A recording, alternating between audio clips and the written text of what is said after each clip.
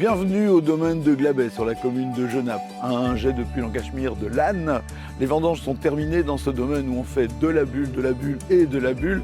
Il reste quand même un rang-de-vigne, histoire qu'on puisse s'amuser, mais je vais tout vous raconter puisqu'on va rencontrer Christian et son épouse, les joyeux propriétaires.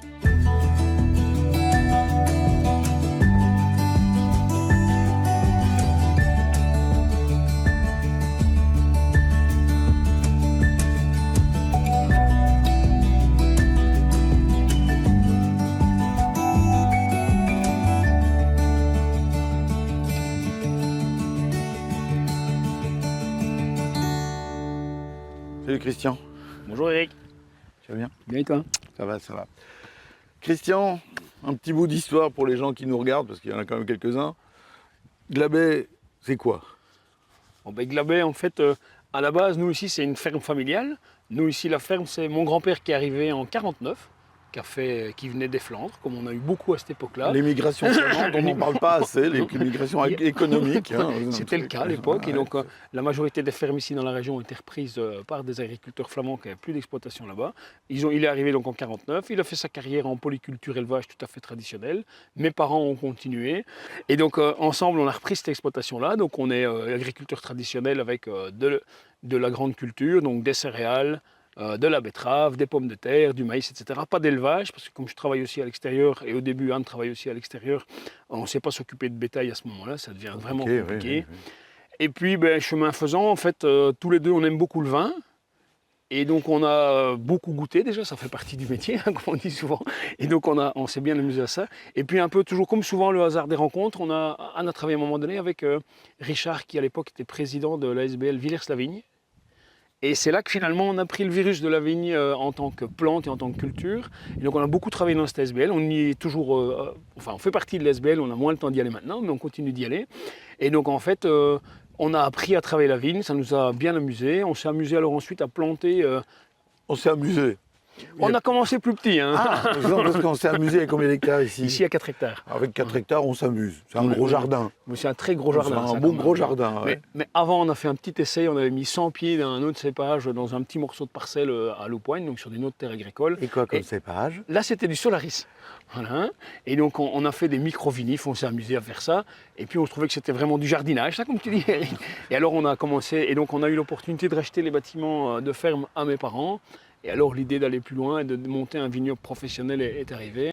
Partons vers la vigne, allons nous amuser tranquillement, voir de quoi ils retournent. Elles sont bien pleines. Hein. Ouais. Ici on est sur du pinot blanc. Hein. Ah, elles sont belles, elles sont bien mûres en plus. Ouais. Ça c'est prévu pour samedi prochain.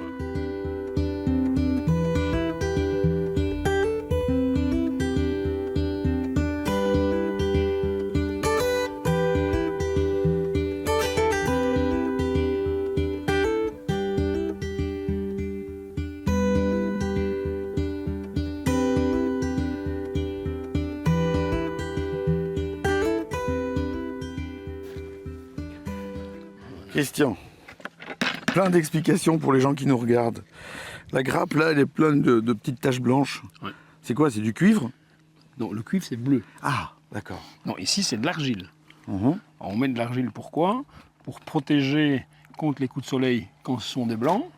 Et surtout quand ce sont des raisins noirs, la ligne juste derrière qu'on a vendangé ici hier. C'est pour les protéger des Drosophile Suzuki. Le célèbre Drosophile Suzuki. Bam. Voilà. Et donc, c'est pour les protéger, parce que sinon, ça donne un goût de vinaigre au vin. Et ça, c'est quand même pas terrible. Non, on ne fait pas du vin nature, on fait du vrai vin. Du vrai vin. Et donc, nous, on met ça pour ça, ça protège. On fait 2 ou 3 passages. C'est simplement de l'argile qu'on met en suspension dans de l'eau. Et puis, on pulvérise ça. Et puis, quand ça ressèche, ça devient tout blanc. Et donc, hier, par exemple, quand on a vendangé les pinots noirs, les gens, au début, se posent tous la même question. Qu'est-ce que c'est que ce truc blanc sur les raisins? Et sur les raisins noirs, ça se voit encore beaucoup plus fort. Et puis, si on a à un moment donné trop de feuilles, ça peut avoir des endroits où on va avoir des foyers de concentration d'humidité, et ce qui n'est pas bon pour la vigne, parce que la vigne, elle souffre de 2 maladies qui sont le mildiou et l'oïdium, qui sont des champignons. Et là, ça vient surtout par des excès d'humidité. Et en parlant d'humidité, tu gères comment la météo? Tu as des stations? Nous, on a des stations météo, donc on a 2 dans la parcelle, dans les endroits les plus gélifs, parce qu'elles servent pour, d'abord, la fameuse période des 5 glaces. Donc, si nécessaire, elle me réveille la nuit pour pouvoir aller me promener, comme on dit. Alors nous la solution... C'est Anne qu'on qui a- est contente dans ces cas-là. Oui, sûrement, elle me voit la chambre là-bas, elle dit qu'il est encore en route. Mais C'est voilà. le moment d'avoir une maîtresse, comme ça tu peux lui téléphoner à l'est, tu risques rien. Mais dans le tracteur, t'entends rien. Ah, d'accord. Et donc là, nous, la solution qu'on a choisie, en fait, c'est un genre de canon à chaleur mobile derrière le tracteur. Évidemment, il est prêt dans les périodes délicates, c'est-à-dire du 23 avril au 13 mai, c'est les périodes en général les plus dangereuses. Et avec le réchauffement climatique, ça bouge pas les seins de glace? La date reste chaque fois là.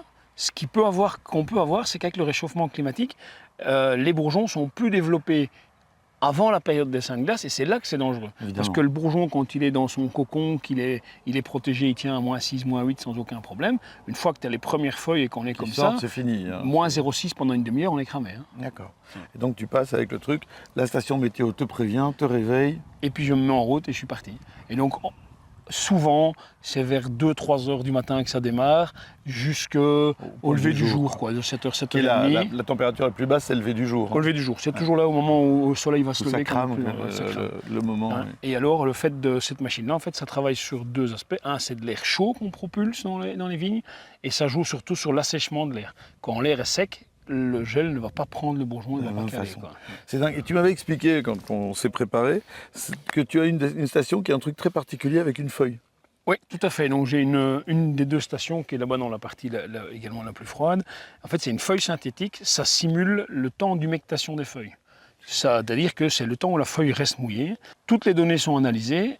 On met ça dans des modèles bien précis et ça te permet de donner des moments où il y a un risque d'infestation de maladie. Et comme ça, on peut traiter juste en préventif. Et en préventif. Ouais. Et donc on ne traite pas forcément, de nouveau je le répète, quand on pulvérise, c'est pas forcément des produits chimiques, ça peut être en préventif, ça peut être du purin d'ortie, Voilà, ça peut être plein de différents choses. Quoi. produits. Et ça nous permet de surtout limiter le nombre de traitements au minimum possible. Quoi. On fait le minimum et on a un IFT qui est très bas chez nous, il va être en global 3 fois inférieur à ce qu'on va trouver. On a aussi la chance, c'est qu'on n'a pas un voisin qui est juste à 3 mètres avec des vignes qui sont malades. Nous, le premier qui fait des vignes, il a 10 km, ça change aussi. Hein. On va en rester là maintenant parce qu'il faut qu'on fasse autre chose. Puis de toute façon, il faut qu'on fasse place à Xavier parce que Xavier va parler météo, justement, réchauffement climatique, etc.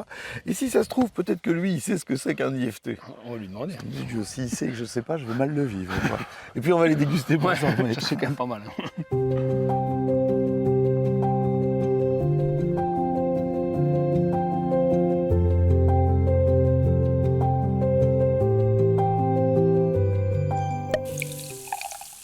Le climat, fameux sujet qui anime toutes les discussions au bar chez Ginette, sur les réseaux sociaux, et qui impacte nos vies, et qui évidemment impacte la vie des vignerons. Parce qu'avant d'être vigneron, il est agriculteur. Et il faut impérativement avoir un mixte, un équilibre entre le soleil et la pluie, afin que les raisins arrivent à maturité. C'est d'ailleurs sur les étiquettes ce qui va indiquer une idée, c'est le millésime ou l'année de production du raisin et par la même occasion du vin. Vous verrez que les bouteilles par exemple de champagne ou de pétillant, il y a rarement un millésime, sauf pour les vins qui vont être, comme on dit, millésimés. Ce climat a terriblement changé en quelques années. Dans le temps, la limite pour faire des vins blancs en France, c'était Lyon, au-dessus des vins blancs, en dessous des vins rouges. Et avec ce réchauffement climatique, eh bien, cette tendance de vin rouge, cette ligne limite a tendance à monter vers le nord de l'Europe. On fait par exemple de grands vins blancs en Allemagne depuis des années et on commence à arriver chez nous aussi en Belgique à faire des vins rouges parce que ce soleil est essentiel dans une feuille de raisin. Eh bien, vous avez ce qu'on appelle la photosynthèse. Les rayons du soleil vont transformer l'acidité du raisin en sucre. Et c'est ce qui va donner ce taux d'alcool au vin, parce que sans sucre, pas d'alcool, et sans alcool, mais pas de conservation dans les vins.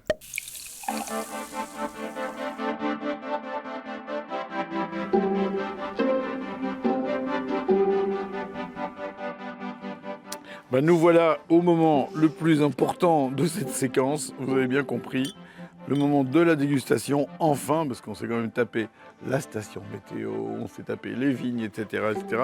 Et entre-temps, ce rane est arrivé, parce que normalement, on ne la voit jamais venir, ce rane, c'est le principe. Et donc, qu'est-ce donc ce rane, ce crément de Wallonie? Celui-ci, la cuvée, c'est le blanc de blanc. Voilà, le blanc de blanc, c'est un 100% chardonnay. Oui. On est sur du 2022 et sur une tête de cuvée. C'est-à-dire, tête de cuvée. Donc le premier jus pressé. D'accord, première presse. Première presse. Et on est en ultra brut, en brut, on est à quoi là? On est brut, 5 grammes de sucre. D'accord, donc Voilà. on est en brut très peu dosé. Très peu dosé. Ça fait pas grossir, c'est ça qui est Voilà, bien. c'est ça. Xavier, t'en penses quoi? Ben que je suis au régime, donc Tu peux, 5 grammes de sucre, tu peux, il n'y a pas de problème. bon, ben on a déjà une bulle qui est magnifique, hein, de toute manière. On a un nez qui est très sympa. Moi, je suis très sensible au nez. J'adore les. C'est toi qui m'as appris ça, les nez francs, droits, nets. C'est hyper important. C'est toujours signe, en principe, de qualité. Quand vous avez testé le Solaris, pourquoi vous n'avez pas continué le Solaris? C'était moins dans nos goûts. D'accord. Ouais.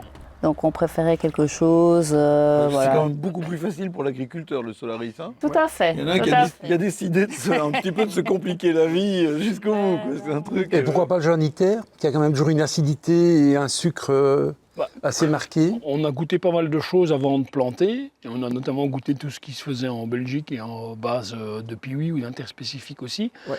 Et à ce moment-là, nous, on n'était pas 100% convaincus. Ça change et je trouve que maintenant, il y a des choses qui ont quand même fort évolué entre 2015, 2016 et maintenant. Et maintenant, en Voilà. 10 ans, on a beaucoup C'est- plus de voilà. recul. Et en plus, il y a aussi des variétés qui arrivent et qui risquent d'être intéressantes, comme on n'a pas encore testé, mais peut-être à terme un chardonnay partiellement résistant, etc. Donc Et puis il faut le être noir attentif à résistant, tout le ça. pinot quoi. noir, Ouais. que les Italiens font, etc. Chez Ouais, Vessaire, c'est ça, on ouais. a été visiter chez eux, etc. C'est intéressant. Ouais. Ça paraît tout de suite un peu ésotérique, mais il faut savoir qu'on fait évoluer les variétés de vignes. Ce ne sont pas des OGM. Ce sont des croisements, et c'est comme ça qu'ils deviennent multirésistants. Et quand on parle de multirésistance, on évoque aussi quelque chose qui est très intéressant, c'est la facilité de culture, en fait. Parce qu'il faut moins passer dans les vignes. Elles tiennent mieux à l'oïdium, au mildiou. ce Oui, qu'on moins leur de demande, produits. principe. Donc, Moins de produits. moins de produits, moins de passages, ça veut dire moins de tassement des sols, moins de gaz à effet de serre, moins de temps. Trinquons au futur de cette belle Au aventure. futur, voilà. Trinquons à vous, Aux 30 hectares. 30 hectares. Allez, n'ayons peur de rien. À vous aussi, continuez à nous suivre sur TVcom évidemment et sur les réseaux sociaux de la province, etc., etc. Il y a plein de choses à découvrir. Il y a quand même beaucoup d'épisodes qui sont en tournage. Vous verrez, le Brabant wallon, c'est vachement bon.